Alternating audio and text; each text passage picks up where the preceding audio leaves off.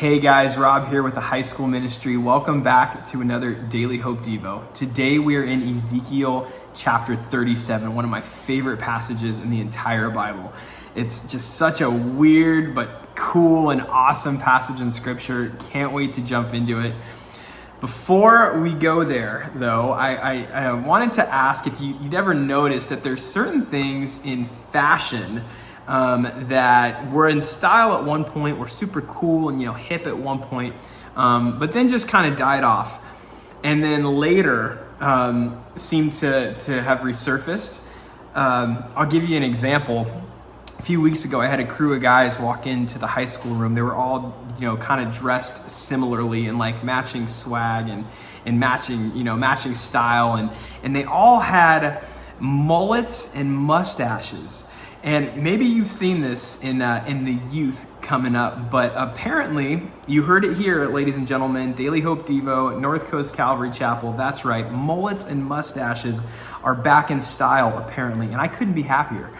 I love mullets and mustaches. I just thought that they died in the 70s. So to see them resurface again, there's this glimmer of hope where you see something that you thought was dead, but has actually come back to life again. In Ezekiel chapter 37, as we segue into the passage, it's such a bizarre encounter, but the Lord comes to Ezekiel the prophet, takes him in the spirit to this valley, overlooking this valley that's filled with dry bones. And the Lord tells Ezekiel the prophet to prophesy to these bones. We're picking up in verse 3. He says, "Then he asked me, 'Son of man, can these bones become living people again?' And Ezekiel replies, 'O sovereign Lord, you alone know the answer to that.' Then he said to me, 'Speak a prophetic message to these bones and say, dry bones, listen to the word of the Lord. This is what the sovereign Lord says. Look, I'm going to put breath into you again and make you live again. I will put flesh and muscles on you and cover you with skin. I will put breath into you and you will come to life. Then you will know that I am the Lord.'" Isn't that such a cool passage? Imagine being Ezekiel. The Lord takes you in the spirit to this valley, flooded, dry bones, completely lifeless. And he says, prophesy and watch these bones come back to life. Every time I read this passage, I just get chills. It makes me think of Mark chapter 15, when the disciples and Jesus' family are all watching Jesus be crucified.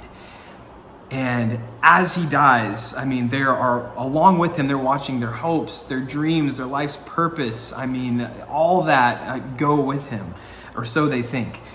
They are filled with, confusion and loneliness and despair. And that question, I imagine, was boggling around in their mind, like, what do we do next?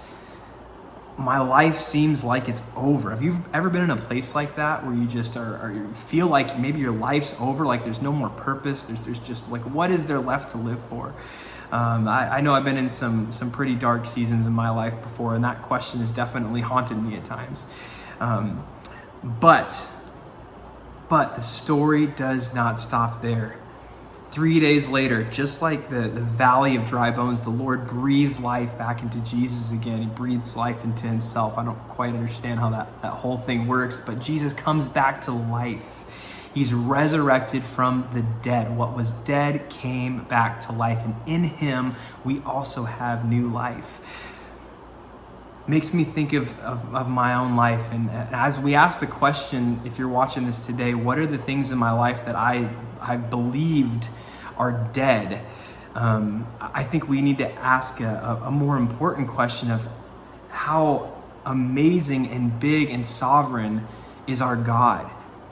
He is the God of the impossible. He brings what is dead back to life. I know there's some things in my life right now that I've been hoping and I've been praying for a long time, and it just seems like I haven't really seen any fruit in these areas of my life. It seems like these things in my life are just lifeless and dead. But as we grow in our faith, as the Lord develops perseverance and character in our lives, as we cling to the hope that we have in him, we can rest assured that God is the God of the impossible, and he will breathe new life into the areas of our lives that seem like they are dead, because that is who he is. So as you're watching this, I just hope and pray that you're encouraged, and just know that our God is the God of the impossible, and he can bring the dead things in us back to life. He can resurrect the things that we might feel are completely, are dead. The things that don't have any more life left in them. God will breathe new life into those places. I hope you were encouraged by this message, and I encourage you to read Ezekiel chapter 37 on your own when you have a moment. It is such a rad passage in scripture. Also, hey, you're not going to want to miss tomorrow. It is Commissioning Sunday. Commissioning Sunday is happening. That is right. Baton is being passed. The mantle is being placed onto Ryan Pfeiffer. You're not going to want to miss it. Be here Sunday, all 3 services. I'll see you there. God bless you guys. Bye.